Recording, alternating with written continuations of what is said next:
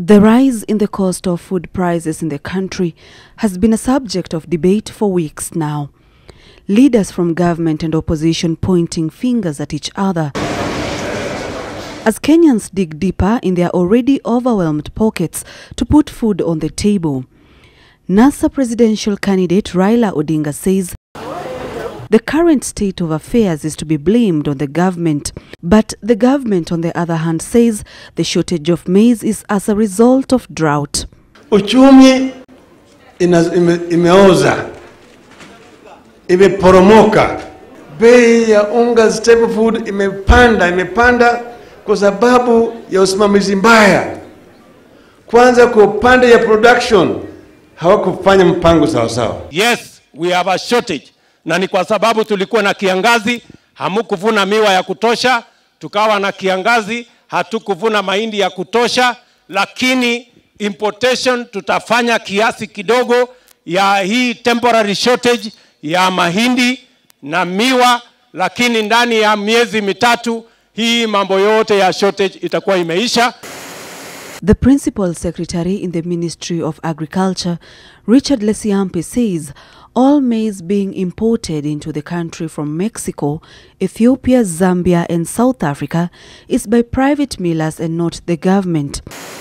Lesiyampe further states that by the end of this month, Kenyans will have imported 990,000 bags of maize and that the country's consumption is about 1.5 million bags every month. But Raila disputes this. Kila mwezi wa Kenya wanatumia gunia milioni 3. 300 itafanya nini? Itafanya nini? Hakuna, ni kama toni ya maji kwa bahari. Haisaidii. Kila chochote ambayo wameshika imeoza. Nairobi Governor Evans Kidero says if the no tax policy is effected by the government on the imported sugar and maize flour, then the price of both commodities should drastically reduce for the consumers. If sugar lands in Mombasa at 75 shillings per kilo and all tax have been waived, even if you add other costs plus profit, retail price should come down to 100 or under.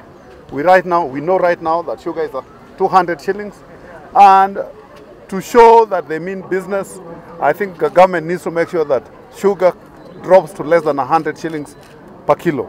If it stays at 200, then we will conclude that this waiving of tax was not meant to benefit wananchi, but to raise funds for people's pockets or for campaigns. Nominated Senator Beatrice Elachi feels that the underlying factor in the shortage of maize could be as a result of farmers who opted to shift to planting sugarcane from maize. So when you go today at home in Western, for us, most of our shambas now have sugarcane, even my own shamba. So even if we are asking for this unga, we must rethink back as a country and ask ourselves, how do you ensure you have food security? And I remember in the constitution, we had said, kama shamba yako inakaa bure nyumbani, unachapwa tax, unalipa. Because unafanya nini na shamba kama ulimi? So we have to go back to that law and ensure that everyone yule ana shamba kidogo anaitumia. Anaitumia kwa nafasi ya kufanya kazi na kuhakikisha pia yeye hakosi chakula. By September, it is expected that 6 million bags of maize will have been imported, which will help resolve the maize crisis in the country. Sharon Barang'a, NTV.